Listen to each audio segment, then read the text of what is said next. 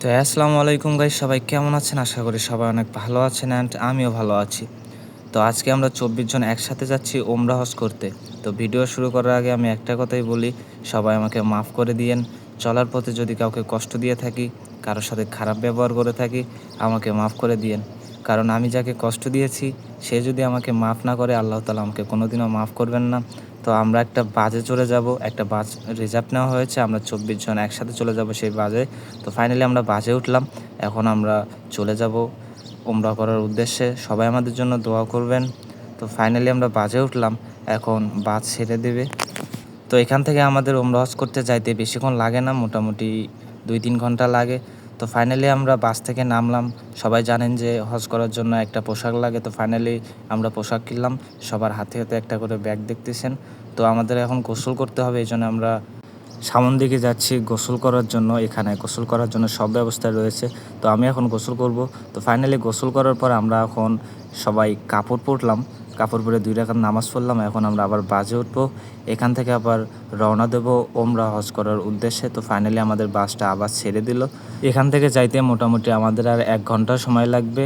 তো আমি আল্লাহর কাছে সবার জন্য দোয়া করি, সবাই যেন একবার হলেও হজ করতে পারে, আল্লাহ যেন সবাইকে তৌফিক দান করে। তো ফাইনালি আমরা বাস থেকে নামলাম, নামার পর হাঁটতে হাঁটতে আমরা সামন দিকে যাচ্ছি এবং জায়গাটা দেখতেছি। আসলে রাত হলে এত সুন্দর লাগে এই জায়গাগুলো। সৌদি আরবে প্রায় অনেক জায়গা আছে যে দেখতে এত সুন্দর লাগে, নিজের চোখকে বিশ্বাস করা যায় না। তো ফাইনালি আমি একটা ক্লক টাওয়ার দেখতে পারলাম, যেটা আমি ভিডিওতে দেখেছি, সেটা ফাইনালি সামনাসামনি দেখতেছি। তো আমরা এখন সামন দিকে যাচ্ছি সবাই মিলে। তো হাঁটতে হাঁটতে ক্লক টাওয়ারের অনেক কাছে এসে পড়লাম আমরা। তো এখন ভেতরে যাওয়ার পালা। তো ফাইনালি আমরা ভেতরে আসলাম এবং কাবা শরীফটা একবার দেখলাম, অনেক কাছ থেকে দেখতেছি, অনেক ভালো লাগতেছে। তো আমি আল্লাহর কাছে দোয়া করি সবাই যেন একবার হলেও ওমরা করতে পারে। তো এখানে আমরা 2 রাকাত নামাজ পড়লাম এবং নামাজ পড়ে মক্কার আজানটা আমার কানে পড়লো। আজানটা এত সুন্দর লাগলো, তো আপনারাও আজানটা শুনুন। আশহাদু আন্না মুহাম্মাদার রাসূলুল্লাহ,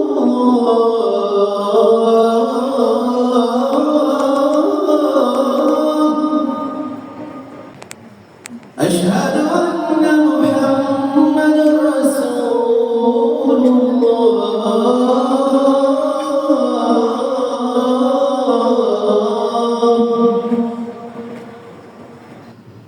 তো পুরো আজানটা দিলাম না, কারণ পুরো আজানটা দিলে ভিডিওটা অনেক লং হয়ে যাবে। তো ফাইনালি আমরা নিচে চলে আসলাম, সামনে কাবা শরীফ দেখতেই পারতেছেন। এখন আমাদেরকে এখানে 7 পাক দিতে হবে। তো আজকের ভিডিওটা আমি আপনাদেরকে অনেক শর্টকাটে দেখাবো। তো ফাইনালি আমাদের এখানে 7 পাক দেওয়া শেষ। তো আমাদের 7 পাক দেওয়া শেষ, 2 রাকাত নামাজ পড়ে আসলাম আমরা এই পাশে। এখন এটা হচ্ছে সাফা মারোয়া, এখানে আমাদেরকে 7 পাক দিতে হবে। তো যারা যারা হজ করতে আছেন তারাই জানেন যে এই জায়গাটায় 7 পাক দিতে হয়। তো এটা হচ্ছে সাফা মারোয়া।